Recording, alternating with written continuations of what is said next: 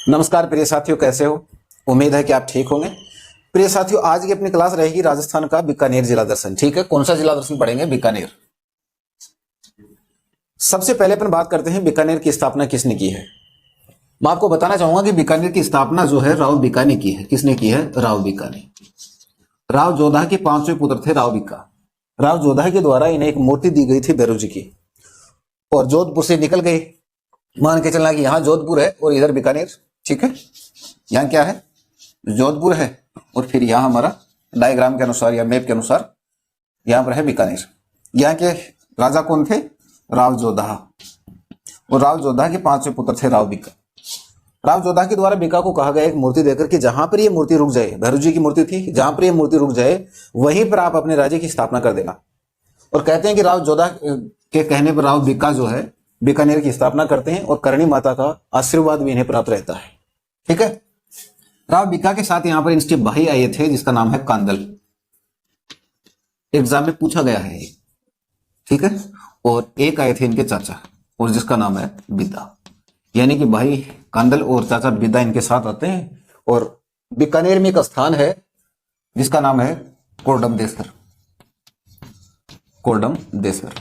कोडम देसर आकर भैरव जी की मूर्ति रुक गई, आगे नहीं गई। तो वहीं पर उन्होंने बीकानेर राज्य की स्थापना की, और कोडम देसर को बीकानेर की पहली राजधानी बनाई। ठीक है, क्या बनाई? बीकानेर की राजधानी। ये सारी की सारी घटनाएं प्रिय साथियों 1465 की है। यानी कि राजधानी कब बनी है? 1465 में। 1465 में बीकानेर राज्य की स्थापना की गई है। उसके बाद कोडम देसर से राजधानी बदल दी गई, बीकानेर की गई। उसके बाद राजधानी बनी बीकानेर। तो बीकानेर जो राजधानी बनती है वो डेट जो है वह क्या है? वह 1488। वह 1488। यानी कि हमारे सामने दो ऐसी डेटें हैं जो बीकानेर की स्थापना से संबंधित हैं, 1465, 1488। दोनों डेट कभी भी एक साथ नहीं आएंगी, और मान के चलना कि आ जाए तो आपको वरीयता देनी है 1465 को। अगर 1488 को देनी है, 1488 अगर ना आए और 1465 अगर डेट आ जाए तो 1465 को ही आपको क्या देना है? वरीयता देनी है, सही करना है। यहां तक समझ में आया होगा? लिख लीजिए थोड़ा सा। इसके अलावा राठौड़ राजवंश की इन्होंने स्थापना की है, या राठौड़ राजवंश की शाखा की स्थापना की। कहां पर? बीकानेर में। राठौड़ राजवंश शाखा की स्थापना की किसने? राव बीका ने। कहां पर? बीकानेर में। यानी बीकानेर के जो शासक रहे हैं वो सारे के सारे राठौड़ हैं। ठीक है, यहां तक। इसके बाद आप थोड़ा यह भी लिख लीजिए, राठौड़ों की जो कुल देवी है, कुल देवी वो है नागणेची माता। नागणेची माता कई बार एग्जाम में रिपीट हुआ है क्वेश्चन, नागणेची माता। और इनका मंदिर जो जूनागढ़ दुर्ग में है। इसी समय 1488 में इन्होंने राती घाटी दुर्ग का निर्माण करवाया था, जिसे जमीन का जेवर भी कहते हैं, गढ़ चिंतामणि भी उसे कहते हैं। ठीक है, इसका निर्माण करवाया। उसके बाद राय सिंह के द्वारा इसका पुनः निर्माण करवाया जाता है, लेकिन सबसे पहले इस दुर्ग की जो नींव रखते हैं वो राव बीका के द्वारा ही इसे बनवाया गया था। ठीक है, उसके बाद थोड़ा यह भी लिख लीजिए, इनकी जो आराध्य देवी है, राठौड़ राजवंश बीकानेर का जो है, या राठौड़ जितने भी हैं राजस्थान के, उनकी कुल देवी कौन सी माता है? नागणेची माता। ठीक है, लेकिन बीकानेर के राठौड़ राजवंश की आराध्य देवी करणी माता है। करणी माता। और करणी माता का मंदिर आपको पता ही है कि बीकानेर के दिसनोक में इनका मंदिर है। ठीक है, यहां तक। उसके बाद अपन बात करते हैं बीकानेर जिले की जनसंख्या क्या है, क्षेत्रफल क्या है, जनसंख्या घनत्व क्या है, लिंगानुपात क्या है, साक्षरता दर क्या है, उपनाम क्या क्या है, वो देखते हैं। सामान्य परिचय। स्थापना की बात करें तो 1488। ठीक है, 1488 किसने की है? राव बीका ने। राव बीका ने 1488 में बीकानेर की स्थापना की। इनकी कुलदेवी नागणेची माता। ठीक है, उसके बाद क्षेत्रफल। सबसे पहले बात कर रहे हैं क्षेत्रफल क्या है। तो क्षेत्रफल कितना है? 27,244 वर्ग किलोमीटर। ठीक है, उसके बाद जनसंख्या 2011 की जनगणना के अनुसार है। 2011 की जनगणना के अनुसार जनसंख्या कितनी है? 63,937 व्यक्ति। ठीक है, 2011 की जनगणना के अनुसार ध्यान में रखिए, 2011 के अनुसार एक जनसंख्या से रिलेटिव लगभग आपको एग्जाम में क्वेश्चन देखने के लिए मिले होंगे। ठीक है, तो जनसंख्या का अपना महत्व है, ऐसा नहीं है। इसके बाद अपन बात करते हैं जनसंख्या घनत्व है। तो घनत्व है इसका 78 व्यक्ति हर वर्ग किलोमीटर पर निवास करते हैं। उसके बाद देख लीजिए लिंगानुपात, बीकानेर का लिंगानुपात कितना है, 905। फिर साक्षरता दर, साक्षरता दर क्या है बीकानेर की, तो है 65.01%। ठीक है, यह है साक्षरता दर। उसके बाद अपन बात करते हैं बीकानेर जिले के उपनाम क्या क्या है। उपनामों का जिक्र यहां कर लेते हैं, उपनाम। ठीक है, उपनाम क्या क्या है, उपनाम। बीकानेर को ऊंटों का देश कहा जाता है, ऊंटों का देश। उपनाम क्या पढ़ रहे हैं, उपनाम। आपको पता होगा यहां पर राष्ट्रीय ऊंट अनुसंधान केंद्र की स्थापना की गई है बीकानेर में। ठीक है, और यहां पर ऊंट महोत्सव भी होता है जनवरी माह में बीकानेर में। ठीक है, तो इसके अलावा इसे ऊन का घर कहा जाता है, क्योंकि यहां पर एशिया की सबसे बड़ी ऊन की मंडी है बीकानेर में। ठीक है, इसके अलावा इसे राजस्थान का राजकोट कहा जाता है। क्या कहा जाता है, राजस्थान का राजकोट। भारत में सबसे अधिक मूंगफली उत्पादन होती है राजकोट में। राजकोट जो जिला है गुजरात का, वहां पर क्या होती है, मूंगफली उत्पादन सबसे अधिक होती है भारत में। और राजस्थान में सबसे अधिक मूंगफली उत्पादन कहां पर होती है, बीकानेर में। क्या होती है यहां पर, मूंगफली उत्पादन। ठीक है, मूंगफली उत्पादन। इसके बाद इसे राती घाटी भी कहते हैं। क्या कहते हैं, राती घाटी। बीकानेर को राती घाटी भी कहते हैं। इसके अलावा इसे जंगल देश कहते हैं, या जंगल देश या जंगल प्रदेश कह दीजिए, जंगल प्रदेश। उपनाम एक बार रिपीट हो जाए, उपनामों का महत्व है। ऊंटों का देश कहा जाता है। मैंने क्या बताया कि यहां पर यानी कि बीकानेर में राष्ट्रीय ऊंट अनुसंधान केंद्र की स्थापना की गई है। ठीक है, एशिया की सबसे बड़ी ऊन की मंडी बीकानेर में है, ऊन का घर कहा जाता है। राजस्थान में सबसे अधिक मूंगफली उत्पादन है कहां पर होता है, बीकानेर में होता है। भारत में राजकोट में होता है, इसलिए इसे क्या कहा जाता है, राजस्थान का राजकोट कहा जाता है। इसका प्राचीन नाम जो है जंगल प्रदेश है, यानी कि जब बीकानेर की स्थापना की गई है उस वक्त की बात है ये। इसे राती घाटी भी कहते हैं। ठीक है, ये इसके उपनाम है। अब अपन बात करते हैं बीकानेर जिले से महत्वपूर्ण तथ्य क्या है। ठीक है, महत्वपूर्ण तथ्य, सबसे पहले यहां पर लुइजे पियो टोसीटेसी की कब्र है। टोसीटेसी की क्या है, यहां पर कब्र है। और इस कब्र का निर्माण किसने करवाया है, शार्दुल सिंह ने।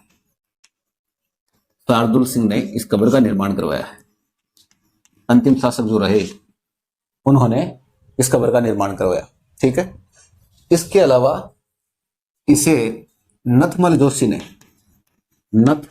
ने इनकी क्या लिखी है, जीवनी लिखी है, जीवनी लिखी, और जिसमें इन्हें टिब्बों का मसीहा कहा है, टिब्बों का मसीहा, टिब्बों का मसीहा। इसके अलावा इन्हें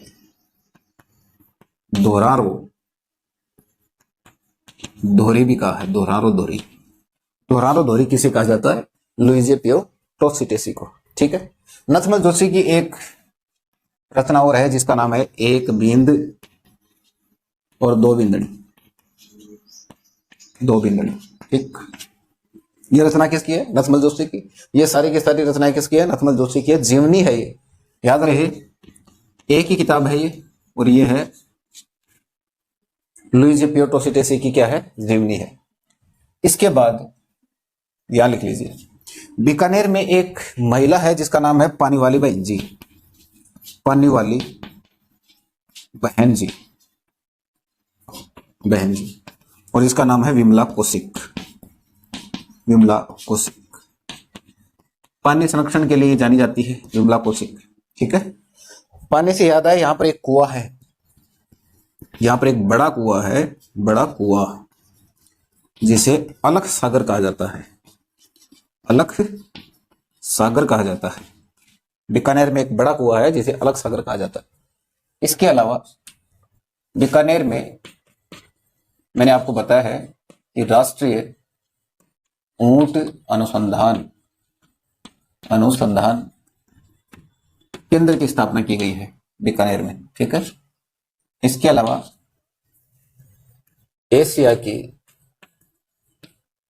की सबसे बड़ी ऊन की मंडी है, यहाँ पर राजस्थान में सबसे पहले यहाँ पर हमारा पद्धति का प्रयोग हुआ।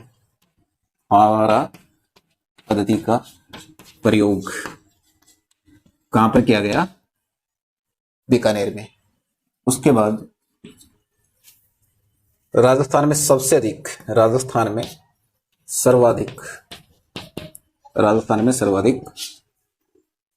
मूंगफली उत्पादन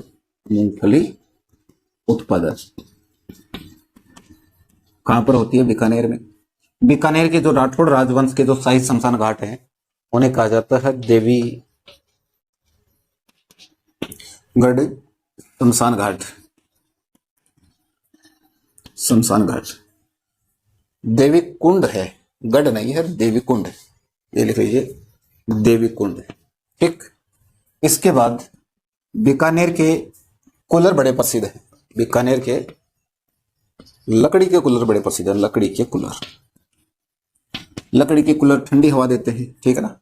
लोहा तो गर्म हो जाता है लेकिन लकड़ी तो गर्म नहीं होती ना उतनी, तो ठंडी हवा देती है। इसके अलावा बीकानेरी भुजिया बड़े प्रसिद्ध हैं। बीकानेरी भुजिया व पापड़ बड़े प्रसिद्ध हैं। पापड़, और ये डूंगर सिंह के शासनकाल में शुरू हुआ था। डूंगर सिंह के शासनकाल में इनकी शुरुआत हुई है। इसके अलावा और फैक्ट रहे हैं, कुछ रहे हैं क्या? यहाँ पर एक बीकानेर में एक पाटा संस्कृति चलती है। पाटा संस्कृति। ठीक है। क्या चलती है? पाटा संस्कृति। पाटा संस्कृति। ठीक है। फकड़दाता की रम्मत में इसका प्रयोग होता है, मतलब पाटे पर जो श्रद्धालु होते हैं, जो भगत होते हैं उसके, वो इस पर नृत्य करते हैं। यह पाटा संस्कृति है। यहां पर लिग्नाइट की खान है। कहां पर? बीकानेर में। ठीक है। एक तथ्य आप ये ध्यान में रखें कि बीकानेर में कोई नदी नहीं है। और ये क्वेश्चन कई बार रिपीट हुआ है। कोई नदी नहीं है। दो जिलों का नाम आता है, चूरू और बीकानेर में कोई नदी नहीं है। एक बार रिपीट कर लिए जाए, महत्वपूर्ण तथ्य है। इस जिले में कोई नदी नहीं है। इसके अलावा चूरू में भी कोई नदी नहीं है। बीकानेर और चूरू में कोई नदी नहीं बहती है। कई बार ये क्वेश्चन रिपीट हुआ है। यहाँ पर लुईजे पियो टोसीटेसी की कब्र बनाई गई है शार्दुल सिंह के द्वारा, और उनकी जीवनी लिखी गई है नथमल जोशी के द्वारा, जिसे इसमें टिब्बों का मसीहा भी कहा गया है, दोहरार और धरती भी कहा गया है। उनके द्वारा अन्य उनकी एक रचना है जिसका नाम है एक बिंद दो बिंदनी। ठीक। यहाँ पे एक महिला है जिसका नाम है विमला कौशिक, पानी संरक्षण के लिए जानी जाती है। बीकानेर में इन्हें पानी वाली बहन जी के नाम से जानते हैं। उसके बाद यहाँ पर एक कुआं है, बड़ा कुआं है, जिसे अलग सागर कहा जाता है। बीकानेर का अलग सागर उसे कहते हैं। ठीक है। लिग्नाइट की यहाँ पर खान भी है। फिर यहाँ पर से देखेंगे राष्ट्रीय ऊंट अनुसंधान केंद्र की स्थापना की गई है। ऊंट महोत्सव यहाँ पर होता है। ऊंट महोत्सव यहाँ पर ऊंट महोत्सव मनाया जाता है। ठीक है। जनवरी माह में। कब? जनवरी माह में ऊंट महोत्सव होता है बीकानेर में। ऊंट अनुसंधान केंद्र की स्थापना। एशिया की सबसे बड़ी ऊन की मंडी है बीकानेर में। ऊन का घर कहा जाता है बीकानेर को। फव्वारा पद्धति का सबसे पहले प्रयोग बीकानेर में हुआ है। ठीक है। उसके बाद राजस्थान का सर्वाधिक मूंगफली उत्पादन वाला जिला है राजस्थान का राजकोट, इसे कहा जाता है। उसके बाद बीकानेर के जो राठौड़ राजवंश के शमशान घाट हैं उन्हें कहा जाता है देवीकुंड शमशान घाट। उसके बाद बीकानेर के लकड़ी के कुल्हड़ बड़े प्रसिद्ध। उसके बाद आप देख पा रहे होंगे बीकानेरी भुजिया और पापड़ बड़े प्रसिद्ध है। डूंगर सिंह के शासन काल में बीकानेरी भुजिया का काम जो है शुरू हुआ था। बीकानेरी भुजिया पूरे भारतवर्ष में क्या विश्व भर में प्रसिद्ध है। डूंगर सिंह के शासनकाल में ये शुरू हुई थी। यहाँ पर एक पाटा संस्कृति चलती है जिसमें फकड़दाता जो होते हैं उनकी रमत में इनके जो श्रद्धालु होते हैं वो पाटा पर खड़े होकर नृत्य करते हैं। ठीक है। प्रमुख मंदिर और मेले। प्रमुख मंदिर व मेले, मंदिर पढ़ेंगे साथ साथ में मेले भी पढ़ लेंगे। यहां पर एक बड़ा प्रसिद्ध मंदिर है जिसका नाम है करणी माता का मंदिर। करणी माता मंदिर। से करणी माता का मंदिर, बड़ा प्रसिद्ध मंदिर है। कहां पर है? बीकानेर में देशनोक में ये मंदिर है, देशनोक में। मैंने आपको बता भी दिया है कि करणी माता बीकानेर के राठौड़ जो हैं उनकी आराध्य देवी है, पूजा अर्चना करते हैं इसकी। करणी माता को चूहों वाली देवी भी कहते हैं, चूहों वाली देवी भी कहते हैं। इनके जो सफेद चूहे होते हैं, सफेद चूहे, उसे काबा कहते हैं, काबा। और कई बार एग्जाम में ये नाम पूछा गया है, ये नाम पूछा गया है कि बीकानेर की करणी माता के सफेद चूहों को क्या कहते हैं। इसके अलावा चूहों वाली माता के नाम से कौन सी देवी जानी जाती है, ये भी पूछा गया है। करणी माता का मंदिर किस जिले में है, ये भी पूछा गया है। इसके मेले कब बढ़ते हैं, ये भी पूछा गया है। मेले कब बढ़ते हैं? तो चैत्र और आश्विन माह में जो नवरात्र आते हैं, नवरात्रा, ठीक है, नवरात्रा में मेले बढ़ते हैं, यानी कि वर्ष में 2 बार यहां पर मेला भरता है। देशनोक से याद आया, देशनोक में एक मंदिर और है, चननी चेरी का मंदिर, चननी चेरी का मंदिर। और यहां पर चैत्र शुक्ल सप्तमी को मेला भरता है, ठीक है।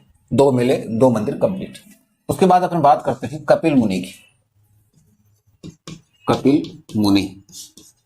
कपिल मुनि का मेला भरता है बीकानेर में, ठीक है। बीकानेर में कपिल मुनि का मेला भरता है। यहां पर इनकी तपोभूमि है जिसका नाम है कोलायत। तपोभूमि क्या है? कोलायत। कपिल मुनि का मंदिर कहां पर है, या उनका मेला कहां पर बढ़ता है? कोलायत में, बीकानेर के कोलायत में। इनका मेला बढ़ता कब है? कार्तिक पूर्णिमा को। कार्तिक पूर्णिमा को राजस्थान में एक बड़ा मेला बढ़ता है, पुष्कर का मेला। मैंने आपको बताया था जब बीकानेर जिला दर्शन हम पढ़ रहे थे, ठीक है। इसके बाद आप देखना चाहें तो जाम्बोजी का मेला देख लीजिए। जाम्बोजी या जंभेश्वर या जाम्बोजी है ना, या जंभेश्वर। विष्णुई संप्रदाय से संबंधित है, विष्णुई संप्रदाय की स्थापना की इन्होंने, और इसीलिए जो है विष्णुई जो है उन्हें विष्णुई कहा जाता है, क्योंकि जाम्बोजी के द्वारा 29 नियम दिए गए, ठीक है। तो 20 + 9 यानी कि 20/9, यानी कि उसी से नाम जो है संशोधित नाम बना विष्णुई। इनका मेला कब बढ़ता है? अच्छा, कहां बढ़ता है? तो इनका मेला बढ़ता है नोखा तहसील में, मुकाम तालवा में। बीकानेर की जो नोखा तहसील है वहां पर एक गांव है मुकाम तालवा, और वहां पर इनका मेला बढ़ता है। कब बढ़ता है? फाल्गुन व आश्विन अमावस्या को यहां पर मेला बढ़ता है। एक यहां पर भेरू जी मंदिर है बीकानेर में। प्रसिद्ध क्यों है? क्योंकि यह कोडमदेसर में है इसलिए प्रसिद्ध है। कोडमदेसर में है इसलिए प्रसिद्ध है। मैंने आपको बताया है कि 1465 में कोडमदेसर को राव बीका ने अपनी राजधानी बनाया था, और ये वही मूर्ति है जो राव बीका जोधा से लेकर आए थे, अपने पिता राव जोधा से लेकर आए थे, ये वही है। यहां पर भाद्रपद शुक्ल पक्ष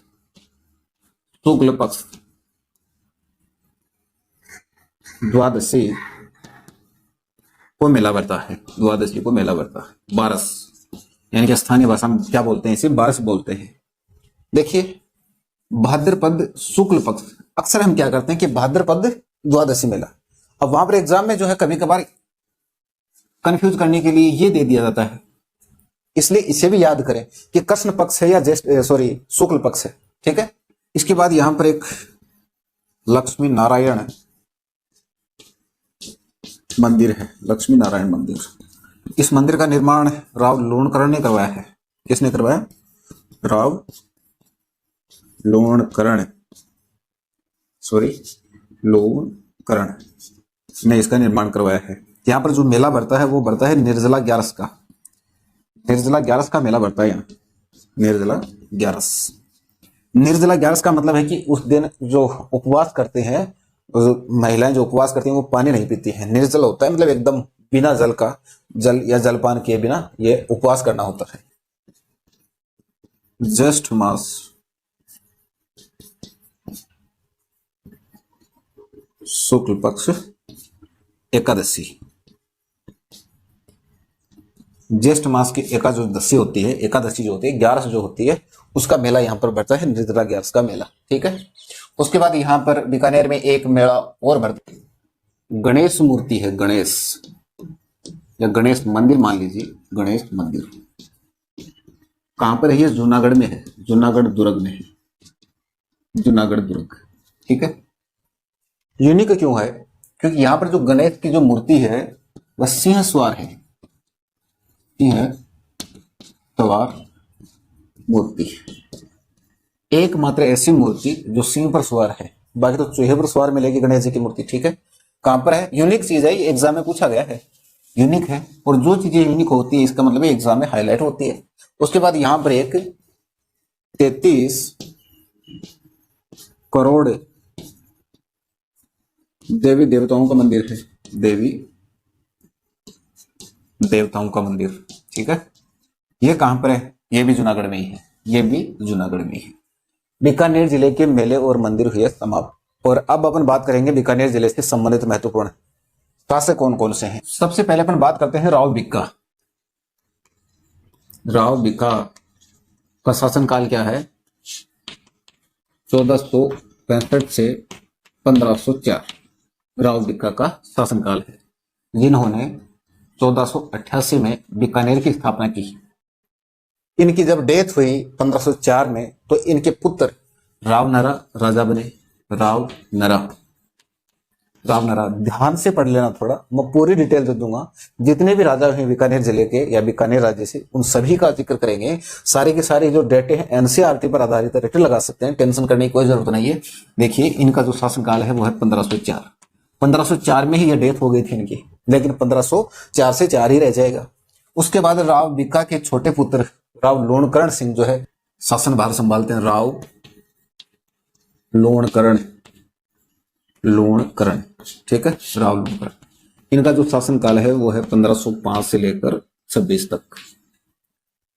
इनके जीवन से जुड़ी कुछ महत्वपूर्ण तथ्य। दानशीलता के कारण इन्हें कलयुग का कर्ण कहा जाता है। क्या कहा जाता है? कलयुग का कर्ण कहा जाता है, कलयुग का कर्ण। इसके बाद इनके जीवन से जुड़ी कुछ महत्वपूर्ण तथ्यों की बात की जाए, कुछ डेटों की बात करें तो एक डेट आती है आपकी 1509, जिसमें दद्रेवा के चौहानों को पराजित किया इन्होंने, चौहानों को पराजित, ठीक है, पराजित मान लेना इसे, 1509 में। उसके बाद 1512 में इन्होंने फतेहपुर के जो कायम खानी थे, कायम खानी, उन्हें पराजित किया, पराजित हरा दिया। उसके बाद 13 में इन्होंने नागौर के खानों पर विजय हासिल की, विजय, ठीक है। और फिर 1526 में हुआ घोसी का युद्ध, घोसी युद्ध। इसमें इनकी मृत्यु हो गई, डेथ हो गई, वीरगति को प्राप्त हुई, ठीक है, 1526 तक। देखिए एक बार रिपीट कर लीजिए, लोणकरण सिंह, कलयुग का कर्ण कहा गया है इसे। राजपुताने का कर्ण जो है राय सिंह को, राम सिंह को कहा जाता है, लेकिन कलयुग का कर्ण किसे कहते हैं? राव लोणकरण को, ठीक है। 1509 में इन्होंने दद्रेवा के चौहानों को हरा दिया। 12 में कायम खानी, फतेहपुर के कायम खानी, उन्हें हरा दिया। 1513 में इन्होंने नागौर के खानों पर विजय हासिल की। उसके बाद 1526 में, ठीक है, 1526 में घोसी के युद्ध में लड़ते हुए वीरगति को प्राप्त हो गए। उसके बाद लोणकरण सिंह के बाद जो शासनकाल में जो राजा बनते हैं उनका नाम मिलता है जयत्र सिंह।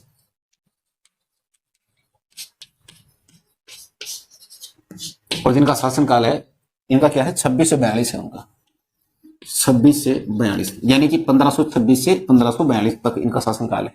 ज्यादा कोई महत्वपूर्ण तथ्य जानकारी है नहीं इनके बारे में, और अगर कोई है तो वह यह है कि 1542 जो है, ठीक है, देखना चाहिए 1542 में राव मालदेव के साथ इनका युद्ध हुआ। मालदेव, जो जोधपुर के शासक थे, राव मालदेव, इनके साथ इनका युद्ध हुआ। इस युद्ध में पराजित हो गए, डेथ हुई, मारे गए। और उसके बाद राजा बने राव कल्याणमल। राव कल्याणमल जयतर सिंह के बाद शासनकाल या राजा बनते हैं। इनका जो शासनकाल है वो है, पूरी डेट लिख दो, 42 से और 74 तक, ठीक है। 42 से 69 है। 1570 में अकबर दरबार में ये शामिल होने के लिए गए थे। 42-74, ठीक है। 1542 से 74 इन्हीं का शासनकाल है। और इनके जीवन से जुड़ी कुछ महत्वपूर्ण डेट की बात की जाए तो एक डेट मिलती है 1570, सबसे महत्वपूर्ण डेट है ये 1570, क्योंकि अकबर दरबार में ये उपस्थित हुए थे। अकबर दरबार में उपस्थित, दरबार मान के चलना, उपस्थित मैंने लिख दिया, अकबर और उपस्थित में लिख दिया, दरबार आप मान लेना, ठीक है। अधीनता स्वीकार की इन्होंने 1570 में अकबर की अधीनता स्वीकार की। बीकानेर के राठौड़ राजवंश का पहला शासक था जिसने मुगलों की अधीनता स्वीकार की, ठीक है। 1542 में इन्होंने शेरशाह की मदद से राव मालदेव को हराकर बीकानेर वापस ले लिया था।